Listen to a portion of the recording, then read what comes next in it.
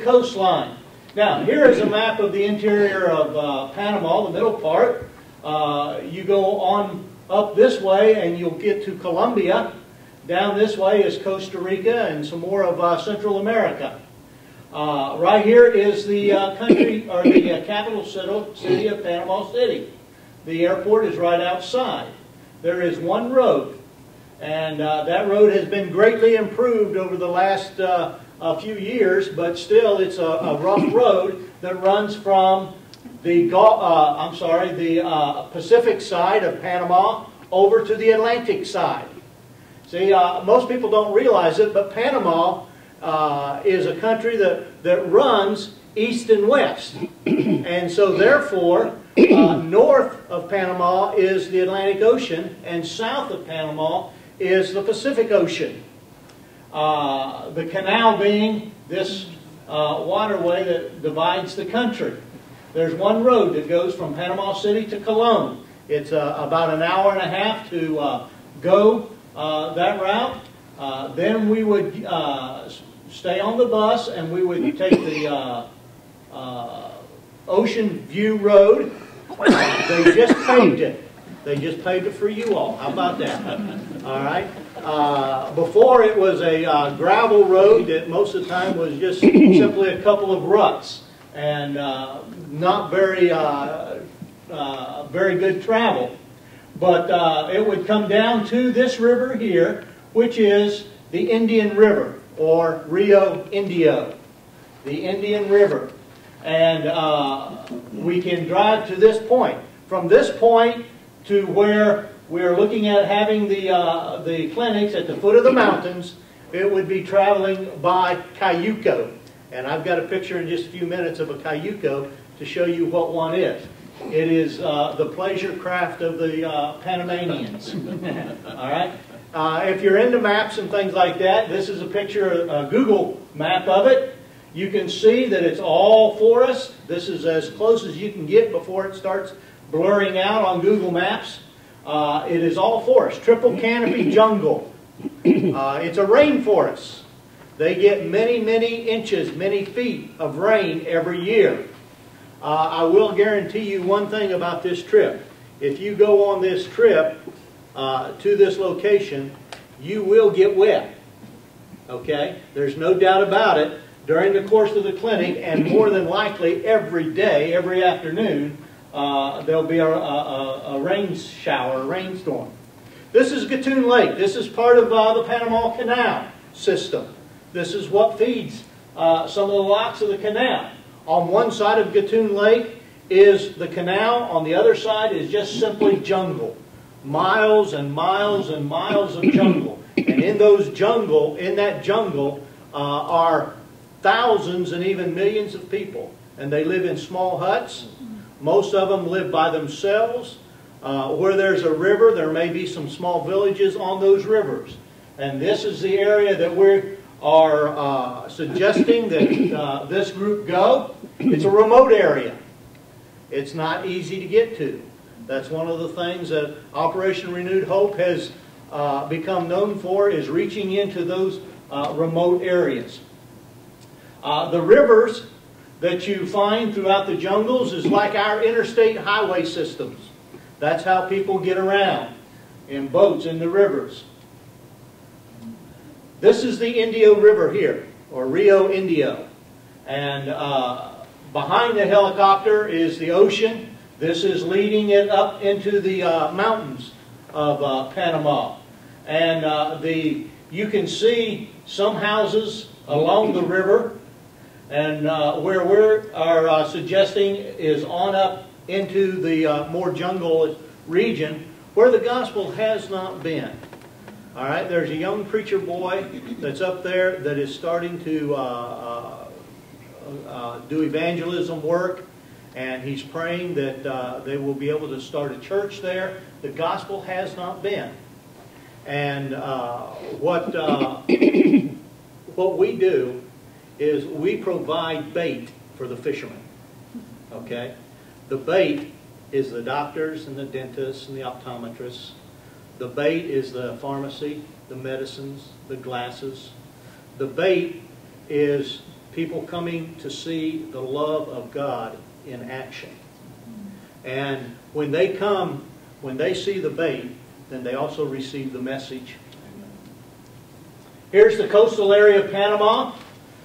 We will drive along the coast before we get into the Cayucos. Now, we're going to go into a common village in Panama.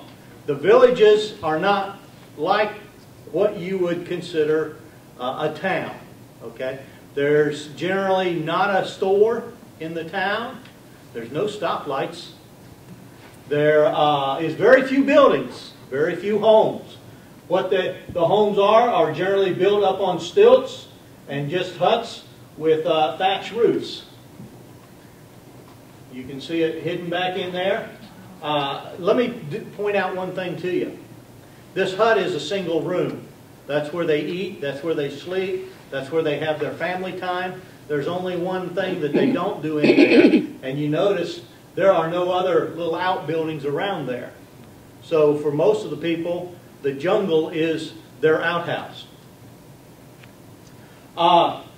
Again, both sides of the river, this is where two rivers are coming together. This is where the people build their villages. Now, this is a cayuco. All right, about a 15 or 16 man boat. Now, that's if you're Panamanian. If you're American, we may get 5 or 6 people in the boat. On the rivers, they're fun. You've got to sit still. Okay. The boat ride would consist about 2.5, maybe 3 hours going upstream. Coming down, it would be much faster. This is how we'll get the supplies in. This is how we get the people in. This is the only way to do it. All right, in this particular area. Some more of the village. Now, when I went to this village, we landed. This is not the village that. This is a more evangelized area already, but this is an area that we landed in so that we could see it and see other places. But when we landed the helicopter, the first thing they told me, they said, now when you get out of the helicopter, the first thing you want to do is take your shoes and socks off and roll your pant legs up. And during the course of the 2 or 3 hours that I was there, there were times that I was knee deep, okay, in mud. So, you know, that's just something you need to be aware of. And you know, if you've got any fears on getting dirty, and some people do, having the mud ooze between your toes, that's something you may want to consider. This is a typical school building. All right? No electricity, no running water.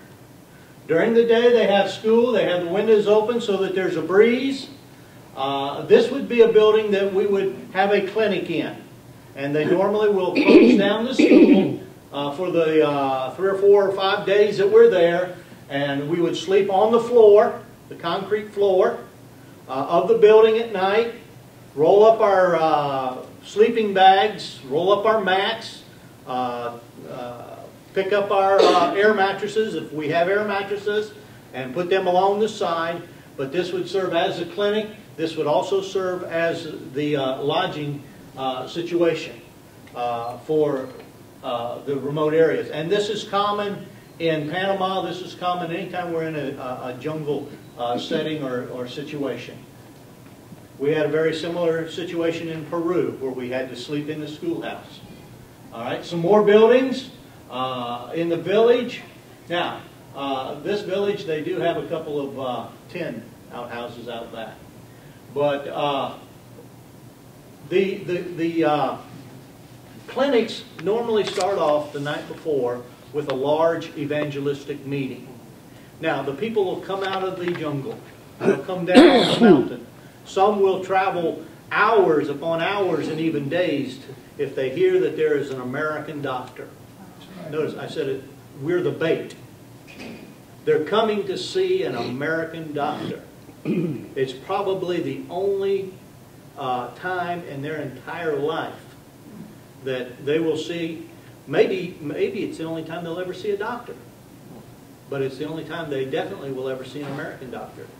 And so they want to see the American doctor. So they come down out of the mountains, they'll ride their horses, they'll come on boats, they'll walk for hours upon hours, and they'll come the night before because they've heard that in order to go to the clinic they need to come to the meeting and receive their token so they know which day they'll be able to come to the clinic, and the gospel will be preached. Now, the big meeting, they are introduced to the gospel. There are many that are saved during the meeting the night before. The next morning, they line up early. By the time we get up, and we get up about 5 o'clock, 5:30, they'll already be a line. And they'll be waiting there, ready to see the doctors. While they're in line, we have to have someone going through the line.